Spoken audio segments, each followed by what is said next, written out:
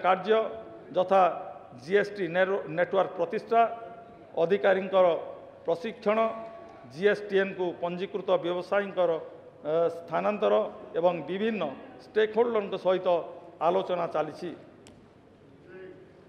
प्रमुख क्षेत्र माननीय मुख्यमंत्री नेतृत्व में आम सरकार आम राज्यर दृढ़ और सामग्रिक विकास पर अंगीकारबद्ध जनसाधारण विशेषतः महिला अनुसूचित जाति जनजाति अन्यान्य पछुआ वर्ग संख्यालघु संप्रदाय दिव्यांग एवं अवहेलित आम उन्नयन खसड़ार केन्द्रबिंदु यही बजेट आम राज्य जनसाधारण सामग्रिक उन्नति और कल्याण पर उत्सर्गीकृत वर्तमान मुझे बजेट्र मुख्य दिगगुड़िक आलोकपात करने को जाऊँगी शिक्षा और दक्षता उन्नयन शिक्षा और दक्षता वृद्धि मानव विकास मुख्य उत्स यह नियुक्ति एवं जीविका अर्जनर मुख्य सहायक अटे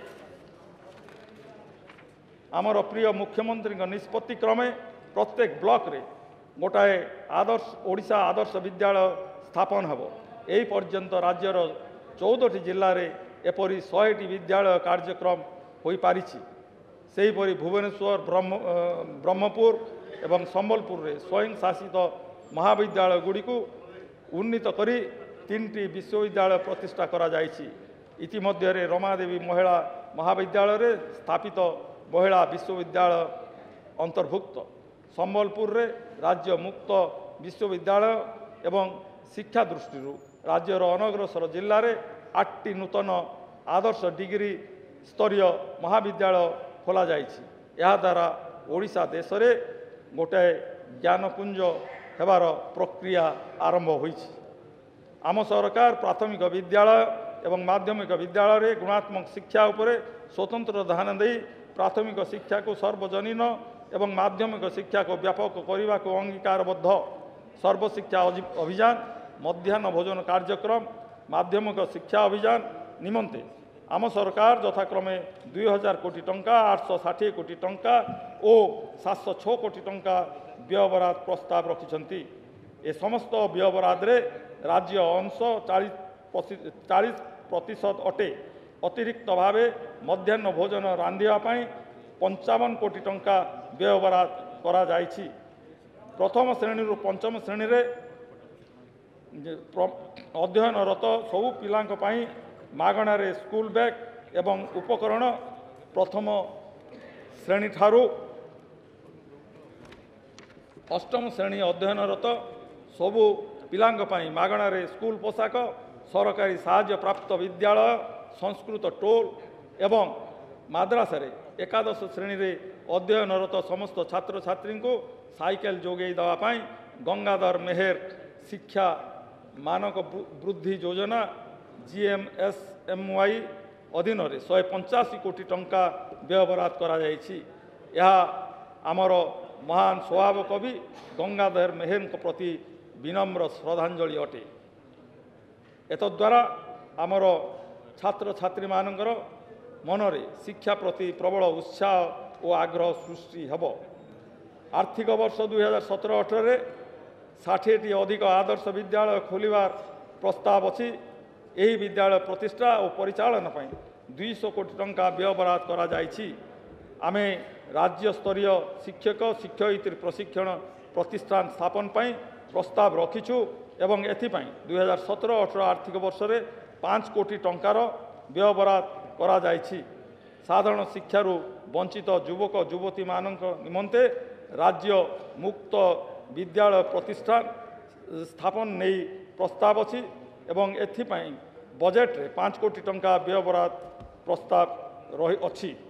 भुवनेश्वर स्थित सैनिक स्कूल को दिया जाउथवा अनुदान को 1 कोटी 50 लाख टंकारु 3 कोटी टंका को वृद्धि करने पर प्रस्ताव रखा जायछि। युक्त 2 शिक्षा उच्च शिक्षा विभाग रु विद्यालय और गणशिक्षा विभाग को स्थानांतर होईछि एवं एथि निमंते एही 2 विभाग मध्य बजेट अटकल एक निर्धारित क्रम पुनर्बंटन होवार प्रस्ताव अछि।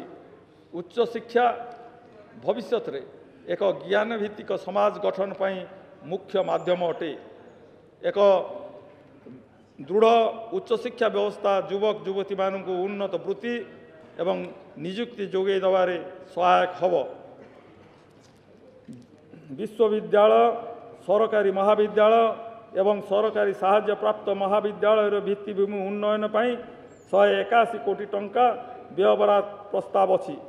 मेधावी छात्र छात्री को शिक्षा रे सफलता अर्जन पाई माध्यमिक शिक्षा समाप्ति पर लैपटॉप जोगे दिया जाउछि। यह सेमानंकु भविष्य रे गुणात्मक शिक्षा हासिल निमंते सहायक हब। एथि निमंते 34 कोटी टंकार व्ययबराद करा जाइछि। मेधावी छात्र छात्री को वृत्ति प्रदान निमंते 45 कोटी टंका और उच्च शिक्षा एवं कैरियर निमंते परामर्श और प्रशिक्षण उद्देश्य 3 कोटी टंका व्ययबराद प्रस्ताव अछि। राष्ट्रीय उच्चतर शिक्षा अभियान रुषा एक केंद्र प्रवर्तित योजना यह राज्यर उच्च शिक्षा अनुष्ठान सामग्रिक मान वृद्धि पाई उद्दिष्ट। यही योजना राज्य अंश 40% और एथि निमंते 180 कोटी टंका व्ययबराद प्रस्ताव अछि। अतिरिक्त भावे राष्ट्रीय उच्चतर शिक्षा अभियान उपादान भावे वैषयिक शिक्षा पाई 83 कोटी टंका व्ययबराद प्रस्ताव अछि। आमे मध्य विश्व बैंक रु राज्यर उच्च शिक्षार विकास पाई आर्थिक सहायता लोड़ुछु। यही प्रकल्पर अटकल 1020 कोटी टंका हेबो बोली आकलन करा जाइछि। आर्थिक वर्ष 2017-18 रे यही प्रकल्प 110 कोटी टंका व्ययबराद प्रस्ताव अछि। आम सरकार अनुसूचित जाति और जनजाति छात्र छात्री मानकर शिक्षा और दक्षता वृद्धि पाई अंगीकारबद्ध। यह सेमानकर सामाजिक उत्थान पाई एक मुख्य सोपान अटे। प्राय 5.47 लाख छात्र छात्री शिक्षा आवास खाद्य और अन्यान्य आनुषंगिक सुविधा प्रदान पाई 7237 छात्रावास एवं छात्री निवास व्यवस्था करा जाइछि। केंद्र प्रवर्तित योजना 293 कोटी टंका व्यतीत राज्य योजना अतिरिक्त भावे राज्य सरकार वृत्ति एवं स्टाइपेंड बाबद 666 कोटी टंका व्ययबराद करिसेंती। अनुसूचित जाति और जनजाति छात्र छात्री मानकु नगरांचलर सर्वोत्तम इंग्राजी माध्यम विद्यालय रे गुणात्मक शिक्षा जोगे दवा पाई ट्यूशन फीस समेत स्कूल पोशाक बही यातायात खाद्य और रहिबा खर्च बाबद अन्वेषा योजना 35 कोटी टंका व्ययबराद करा जाइछि। अनुसूचित जनजाति छात्री छात्री निवास निर्माण निमंते 182 कोटी टंका व्ययबराद करा जाइछि। सहरांचल छात्रावास और छात्री निवास रे रहुथबा अनुसूचित जाति और जनजाति छात्र छात्री मानकर उच्च शिक्षा पाई सहरांचल छात्रावास और छात्री निवास निमंते आकांक्षा नामक एक योजना प्रणयन करा जाइछि। 5 वर्ष रे 8 लाख युवक युवती को गुणात्मक दक्षता प्रशिक्षण देवाकू आमर लक्ष्य अछि। आमे ओडिशा दक्षता उन्नयन कर्तृपक्ष गठन करिछु। यह राज्यर विभाग मानक मध्य मार्गदर्शिका कार्य परिदर्शन एवं समस्त दक्षता उन्नयन कार्यक्रम पाई उद्दिष्ट। दक्षता तालीम प्राप्त युवक युवती मानक पाई एक स्वतंत्र परिचय सृष्टि निमंते स्किल्ड इन ओडिशा नामक एक उच्चाभिलाषी योजना आरंभ करा जाइछि। एशिया उन्नयन बैंक सहायता कार्यकारी हेबाकु थिबा ओडिशा दक्षता उन्नयन प्रकल्प पाई 100 कोटी टंका व्ययबराद करा जाइछि। वैषयिक विश्वविद्यालय यांत्रिक महाविद्यालय यांत्रिक विद्यालय पॉलिटेक्निक आईटीआई पाई 269 कोटी टंका व्ययबराद होइछि। ओडिशा राज्य आत्म नियुक्ति मिशन एवं आईटीआई जरिया युवक युवती दक्षता वृद्धि पाई 50 कोटी टंका जोगे दियाजिब। वैषयिक विश्वविद्यालय एवं महाविद्यालय मानकु अनुदान आकार 104 कोटी टंका व्ययबराद करा जाइछि। सामग्रिक भावे दक्षता वृद्धि और वैषयिक शिक्षा विभाग पाई 2017-18 आर्थिक वर्ष रे व्यय अटकल ପୂର୍ବ ବର୍ଷ ତୁଳନାରେ 27.57% ବୃଦ୍ଧି ପାଇଛି। ଶିକ୍ଷା ଓ ଦକ୍ଷତା ବୃଦ୍ଧି ପାଇଁ ମୁଁ ସର୍ବାଧିକ 18,404 କୋଟି ଟଙ୍କାର ବ୍ୟୟବରାଦ ପ୍ରସ୍ତାବ ରଖୁଛି। ସ୍ୱାସ୍ଥ୍ୟ ମାନ୍ୟବର ମୁଖ୍ୟମନ୍ତ୍ରୀଙ୍କ ନେତୃତ୍ୱରେ ଆମ ରାଜ୍ୟ ଶିଶୁ ମୃତ୍ୟୁ ହାର ହ୍ରାସ କରିବାରେ ଉଲ୍ଲେଖନୀୟ ସଫଳତା ହାସଲ କରିଛି। ଜାତୀୟ ପରିବାର ସ୍ୱାସ୍ଥ୍ୟ ସର୍ବେକ୍ଷଣ 4 ଅନୁସାରେ 2005 ଆର୍ଥିକ ବର୍ଷରେ ରାଜ୍ୟରେ ଶିଶୁ ମୃତ୍ୟୁ ହାର 65 ଥିଲା ବେଳେ 2015-16ରେ ଏହା 40କୁ ହ୍ରାସ ପାଇଛି। ମୁଖ୍ୟମନ୍ତ୍ରୀ ଶ୍ରୀଯୁକ୍ତ ନବୀନ ପଟ୍ଟନାୟକଙ୍କର ଉଦ୍ୟମ କ୍ରମେ ରାଜ୍ୟରେ 7ଟି ନୂତନ ସରକାରୀ ଭେଷଜ ମହାବିଦ୍ୟାଳୟ ପ୍ରତିଷ୍ଠା, ଡାକ୍ତର ଓ ତାଲିମପ୍ରାପ୍ତ ସ୍ୱାସ୍ଥ୍ୟ ସହାୟକ ଅତିରିକ୍ତ ପଦବୀ ସୃଷ୍ଟି ଏବଂ ଅଞ୍ଚଳ ଆଧାରରେ ଡାକ୍ତରମାନଙ୍କୁ ପ୍ରୋତ୍ସାହନ ଦେବାର ଉଦ୍ୟମ ରାଜ୍ୟର ସ୍ୱାସ୍ଥ୍ୟ ସେବାରେ ଉନ୍ନତି ଆଣିଛି। ମୁଖ୍ୟମନ୍ତ୍ରୀ ସ୍ୱାସ୍ଥ୍ୟ ସେବା ମିଶନ ନାମରେ ଏକ ନୂତନ ଯୋଜନା ପ୍ରଣୟନ କରାଯିବାର ପ୍ରସ୍ତାବ ଅଛି, ଯାହା ଜନସ୍ୱାସ୍ଥ୍ୟ ସେବା ପ୍ରତିକ୍ରିୟା ବ୍ୟବସ୍ଥା, ସ୍ୱାସ୍ଥ୍ୟ କ୍ଷେତ୍ରର ବିକାଶ ନିମନ୍ତେ ପୁଞ୍ଜିନିବେଶ, କାର୍ଯ୍ୟକାରୀ ଭେଷଜ ମହାବିଦ୍ୟାଳୟ ଓ ଗ୍ରାମାଞ୍ଚଳରେ ସ୍ୱାସ୍ଥ୍ୟ ସେବା ଅନୁଷ୍ଠାନର ଭିତ୍ତିଭୂମି ଉନ୍ନୟନ ଏବଂ ଗରିବ ଲୋକଙ୍କୁ ଦୁରାରୋଗ୍ୟ ବ୍ୟାଧିର ଚିକିତ୍ସା ପାଇଁ ସର୍ବାଧିକ 3 ଲକ୍ଷ ଟଙ୍କାର ଆର୍ଥିକ ସହାୟତା ଯୋଗାଇବା ନିମନ୍ତେ ଉଦ୍ଦିଷ୍ଟ। ଆପଣମାନେ ଜାଣି ଖୁସି ହେବେ ଯେ ଏସବୁ ସ୍ୱାସ୍ଥ୍ୟ ଅନୁଷ୍ଠାନରେ ଅଗ୍ନି ନିରୋଧକ ବ୍ୟବସ୍ଥାରେ ଉନ୍ନତିକରଣ କରାଯିବ ଏବଂ ପରିମଳ ସୁବିଧା ଯୋଗାଇ ଦିଆଯିବ। ଏଥିନିମନ୍ତେ ବଜେଟ୍ରେ 345 କୋଟି ଟଙ୍କାର ବ୍ୟୟବରାଦ କରାଯାଇଛି। ନୂତନ ଭେଷଜ ମହାବିଦ୍ୟାଳୟ ପ୍ରତିଷ୍ଠା ପାଇଁ 400 କୋଟି ଟଙ୍କା ବ୍ୟୟବରାଦ କରାଯାଇଛି। ଏହା ଅଧିକ ଡାକ୍ତର ସୃଷ୍ଟି କରିବାରେ ସହାୟକ ହେବ। ମାତୃ ଓ ଶିଶୁ ସ୍ୱାସ୍ଥ୍ୟ ସେବାର ଉନ୍ନତି ନିମନ୍ତେ ଶିଶୁ ଓ ମାତୃ ମୃତ୍ୟୁ ହାର ସମ୍ପୂର୍ଣ୍ଣ ନିରାକରଣ ଅଭିଯାନ ସମ୍ପୂର୍ଣ୍ଣ ନାମରେ ଏକ ଯୋଜନା ପ୍ରଣୟନ କରାଯାଇଛି। ଏହା ଉଭୟ ମା ଓ ଶିଶୁର କଲ୍ୟାଣ ପାଇଁ ଉଦ୍ଦିଷ୍ଟ। ରାଜ୍ୟର 15ଟି ଜିଲ୍ଲା ଯେଉଁଠି ଶିଶୁ ଓ ମାତୃ ମୃତ୍ୟୁ ହାର ଅଧିକ ତାହାର ହ୍ରାସ ନିମନ୍ତେ ଏହି ଯୋଜନାରେ 45 କୋଟି ଟଙ୍କା ବ୍ୟୟବରାଦ କରାଯାଇଛି। ଔଷଧ ହେଉଛି ନିଜ ଆୟ ପରିସର ବାହାରେ ସ୍ୱାସ୍ଥ୍ୟଜନିତ ବ୍ୟୟର ଏକ ପ୍ରମୁଖ ଅଂଶ। ଔଷଧର ମୂଲ୍ୟ ବୃଦ୍ଧି ଯୋଗୁଁ ଚିକିତ୍ସା ଖର୍ଚ୍ଚ ବହନ କରିବା ଗରିବ ଏବଂ ଅବହେଳିତ ଲୋକଙ୍କର ସାମର୍ଥ୍ୟ ବାହାରେ। ଆମେ ଓଡ଼ିଶା ରାଜ୍ୟ ମେଡ଼ିକାଲ ନିଗମ ମାଧ୍ୟମରେ ରୋଗୀଙ୍କୁ ମାଗଣାରେ ଔଷଧ ଯୋଗାଇବା ପାଇଁ ନିରାମୟ ଯୋଜନା ପ୍ରଣୟନ କରିଛୁ। ଏହା ସରକାରୀ ହସ୍ପିଟାଲରେ ଚିକିତ୍ସିତ ହେଉଥିବା ରୋଗୀମାନଙ୍କର ବ୍ୟୟଭାର ଲାଘବ କରିବାରେ ସହାୟକ ହେବ। ଏଥିପାଇଁ ବଜେଟ୍ରେ 253 କୋଟି ଟଙ୍କାର ବ୍ୟୟବରାଦ କରାଯାଇଛି। ପୁନଶ୍ଚ ଜାତୀୟ ସ୍ୱାସ୍ଥ୍ୟ ମିଶନ ପାଇଁ 1229 କୋଟି ଟଙ୍କା ବ୍ୟୟବରାଦ କରାଯାଇଛି। ରାଜ୍ୟ କର୍ମଚାରୀ ବୀମା ଯୋଜନା 4 ଲକ୍ଷ ବୀମାଭୁକ୍ତ ଜନସାଧାରଣଙ୍କୁ ସ୍ୱାସ୍ଥ୍ୟଗତ ସୁବିଧା ପ୍ରଦାନ କରିଥାଏ। ଏହି ଯୋଜନା ପାଇଁ 64 କୋଟି ଟଙ୍କାର ବ୍ୟୟବରାଦ କରାଯାଇଛି। ଆମେ ମଧ୍ୟ 11ଟି ଅନଗ୍ରସର ଜିଲ୍ଲାରେ ବେସରକାରୀ ଭାଗିଦାରୀରେ ସ୍ୱାସ୍ଥ୍ୟର ଯତ୍ନ ଓ ଉନ୍ନତ ସ୍ୱାସ୍ଥ୍ୟ ସେବା ଯୋଗାଇ ଦେବାକୁ ପ୍ରୟାସ ଜାରି ରଖିଛୁ। ଏଥିପାଇଁ ସ୍ୱାସ୍ଥ୍ୟ ନିବେଶ ନୀତି ପ୍ରଣୀତ ହୋଇଛି। ଆପଣମାନେ ଜାଣି ଖୁସି ହେବେ ଯେ ସ୍ୱାସ୍ଥ୍ୟ ଓ ପରିବାର କଲ୍ୟାଣ ବିଭାଗରେ ବ୍ୟୟବରାଦ ପରିମାଣ 2016-17 ଆର୍ଥିକ ବର୍ଷରେ 4,772 କୋଟି ଟଙ୍କା ଥିବାବେଳେ 2017-18 ଆର୍ଥିକ ବର୍ଷରେ 5,690 କୋଟି ଟଙ୍କାକୁ ବୃଦ୍ଧି ପାଇଛି, ଯାହାକି ଅଭିବୃଦ୍ଧି ହାର 20%। ପାନୀୟ ଜଳ ଓ ପରିମଳ ମାନ୍ୟବର ବାଚସ୍ପତି ମହୋଦୟ, ପର୍ଯ୍ୟାପ୍ତ ଓ ଶୁଦ୍ଧ ପାନୀୟ ଜଳ ଯୋଗାଣ ନିମନ୍ତେ ଆମ ସରକାର ସବୁଠାରୁ ବେଶୀ ଗୁରୁତ୍ୱ ପ୍ରଦାନ କରୁଛନ୍ତି। ପାଇକ ବିଦ୍ରୋହର 200 ବର୍ଷ ପୂର୍ତ୍ତି ଉପଲକ୍ଷେ ଆମେ କିମ୍ବଦନ୍ତୀ ପୁରୁଷ ବକ୍ସି ଜଗବନ୍ଧୁଙ୍କୁ ସ୍ମରଣ କରି ଶ୍ରଦ୍ଧାଞ୍ଜଳି ଜଣାଉଛୁ ଏବଂ ସେହି ଉଦ୍ଦେଶ୍ୟରେ ଜନବସତିମାନଙ୍କୁ ବକ୍ସି ଜଗବନ୍ଧୁ ନିଶ୍ଚିତ ଜଳ ଯୋଗାଣ ବସୁଧା ନାମକ ଏକ ନୂତନ ଯୋଜନା ପ୍ରଣୟନ କରିଛୁ। ଏହାର 2ଟି ଭାଗ ରହିଛି, ବକ୍ସି ଜଗବନ୍ଧୁ ସହରାଞ୍ଚଳ ପାନୀୟ ଜଳ ଯୋଗାଣ କାର୍ଯ୍ୟକ୍ରମ ଏବଂ ବକ୍ସି ଜଗବନ୍ଧୁ ଗ୍ରାମ୍ୟ ପାନୀୟ ଜଳ ଯୋଗାଣ କାର୍ଯ୍ୟକ୍ରମ। ଏହା ନୂତନ ଜଳ ଯୋଗାଣ ସୁବିଧା ପାଇଁ ଉଦ୍ଦିଷ୍ଟ।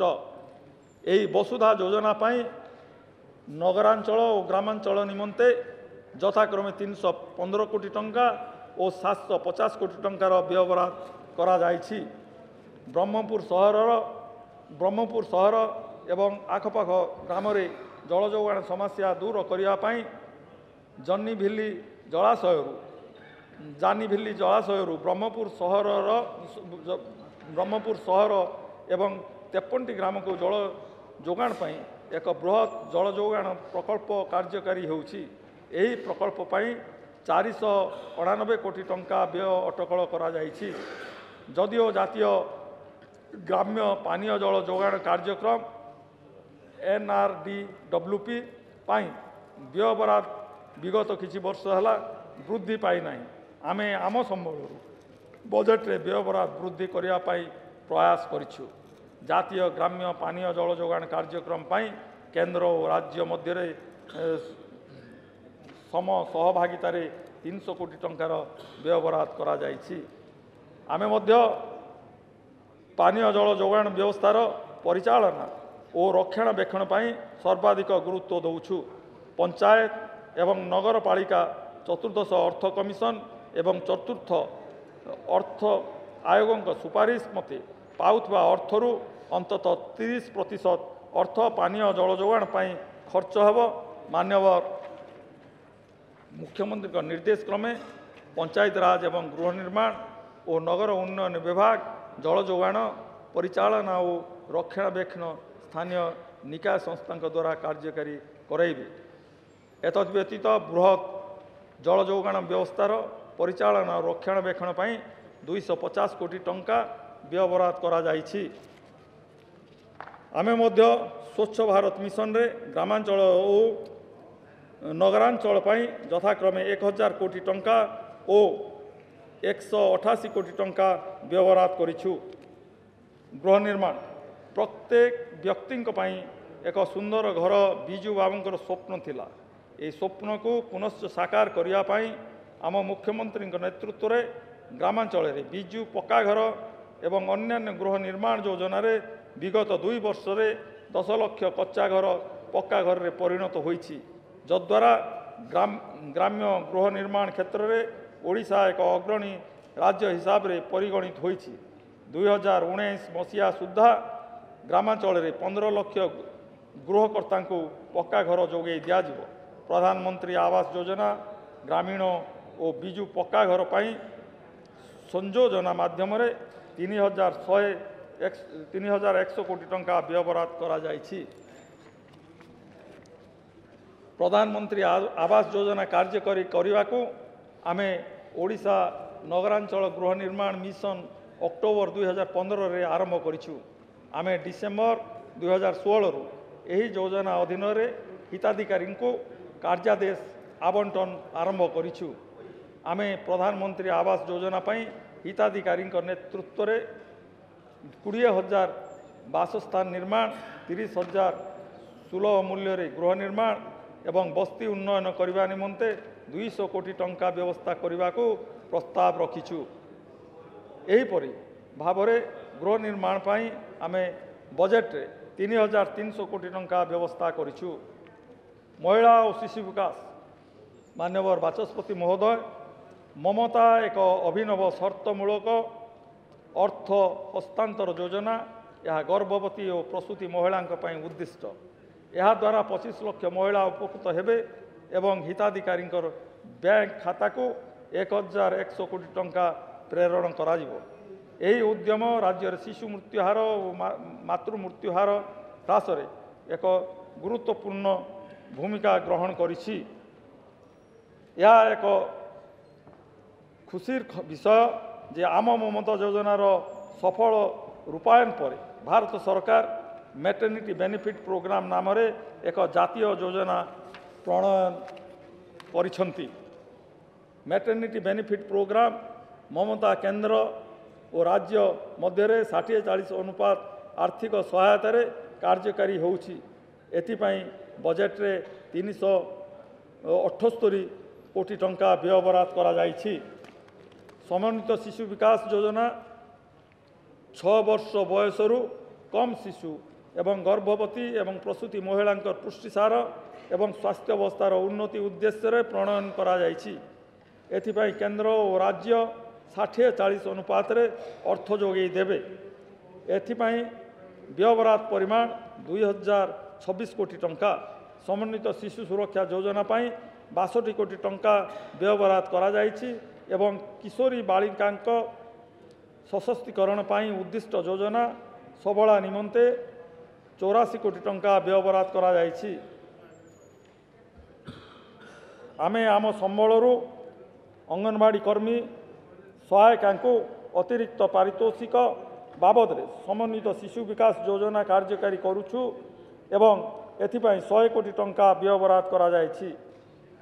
मालती देवी प्राक विद्यालय परिधान योजना नाम एक नूतन योजना प्राक विद्यालय शिक्षा ग्रहण करुथिबा पिलामानंक पई उद्दिष्ट।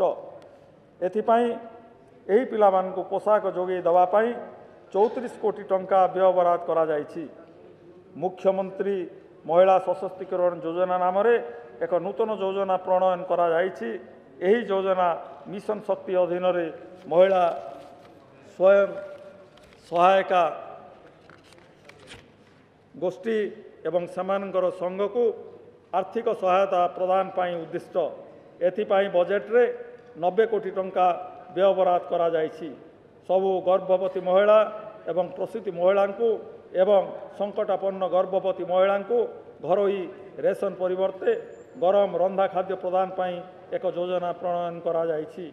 एथिपाई 70 कोटी टंका व्ययबराद करा जाइछि। आमे कर्मजीवी महिला हॉस्टेल निर्माण निमंते बजेट रे 10 कोटी टंकार व्ययबराद करिछु। शिशुकन्या